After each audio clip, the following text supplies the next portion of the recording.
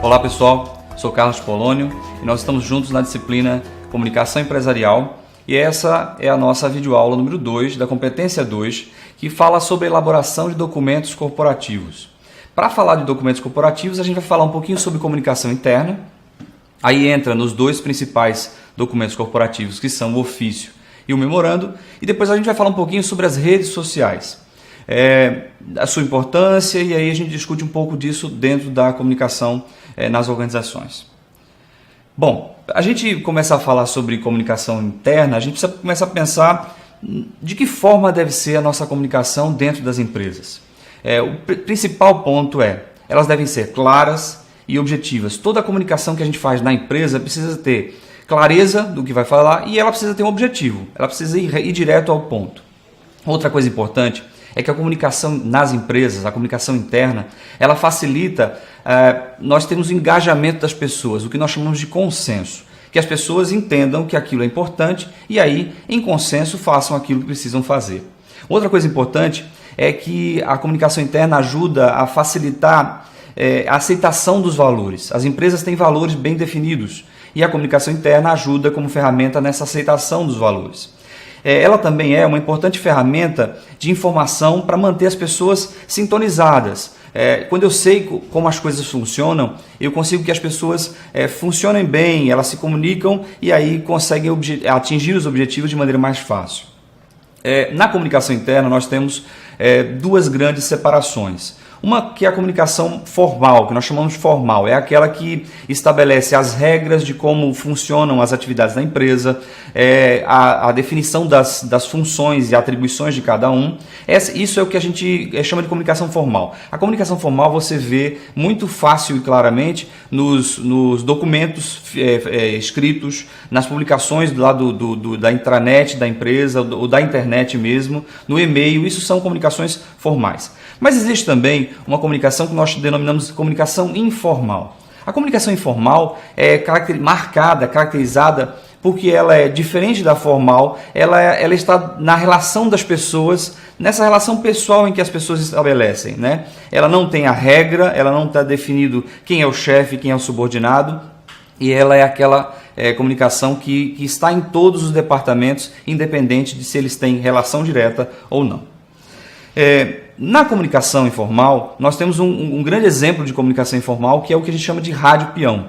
Rádio peão você deve ter ouvido falar, se não ouviu falar ainda, possivelmente vai conhecer quando estiver nas empresas.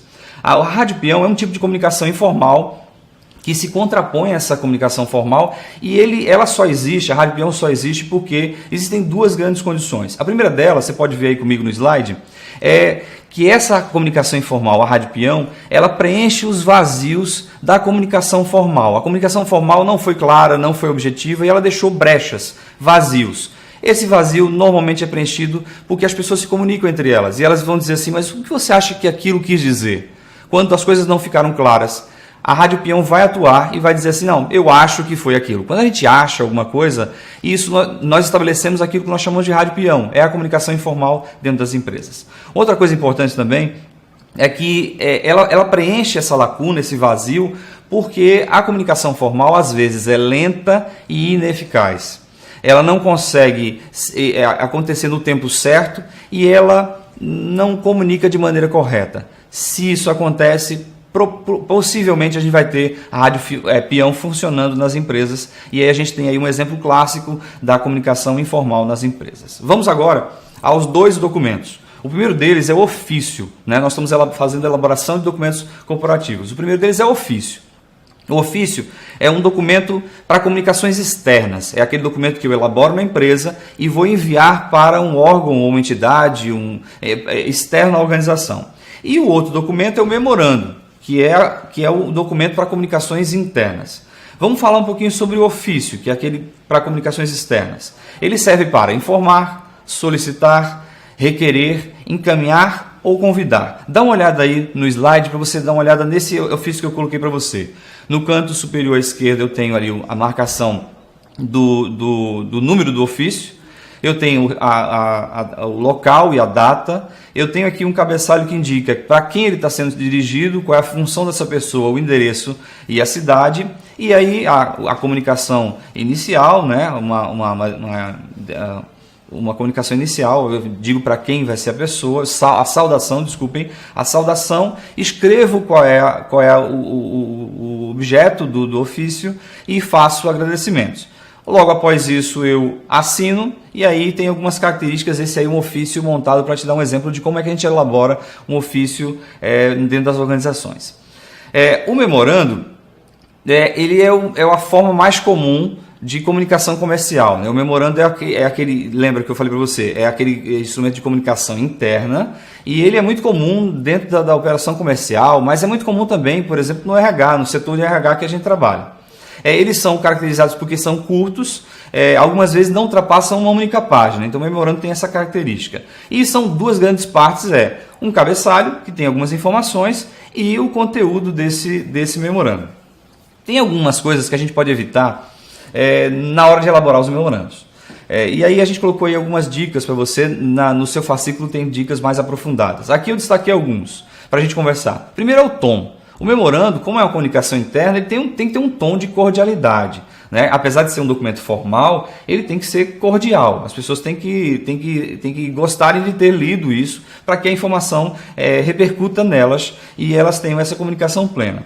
Uma outra coisa é a linguagem direta. A gente tem que ir direto ao ponto, sem fazer arrudeios, sem florear o texto. Eu tenho que ir direto ao ponto, as pessoas são muito ocupadas. O documento tem que ser enxuto, limpo e com linguagem direta.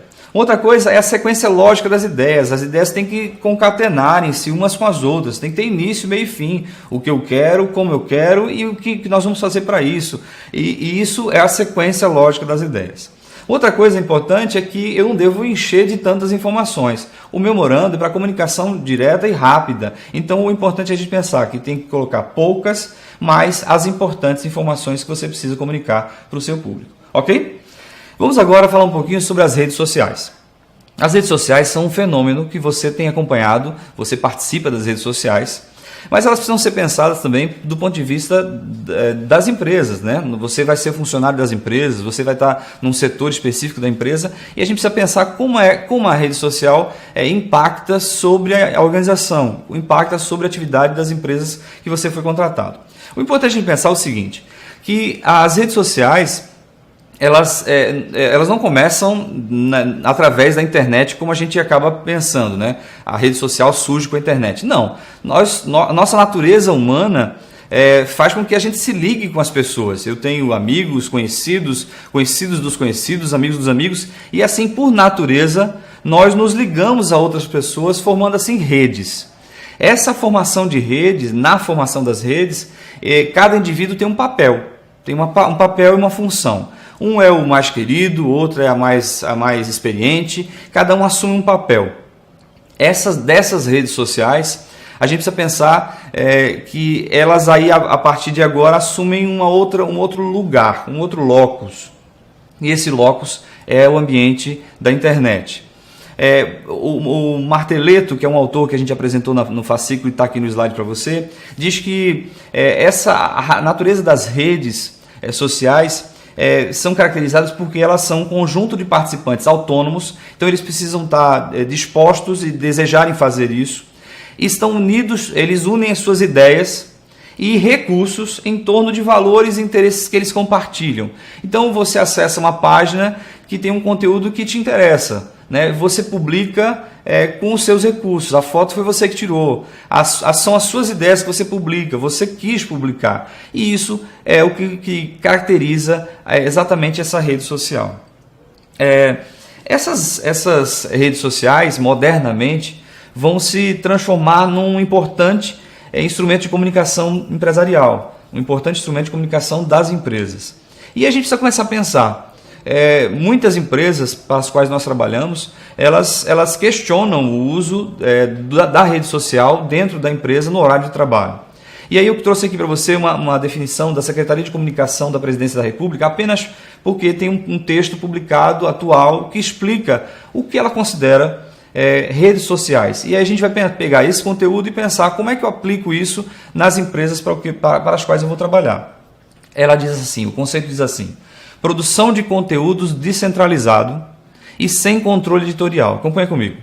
integram tecnologia, interação social e a construção de palavras, fotos, vídeos e áudios.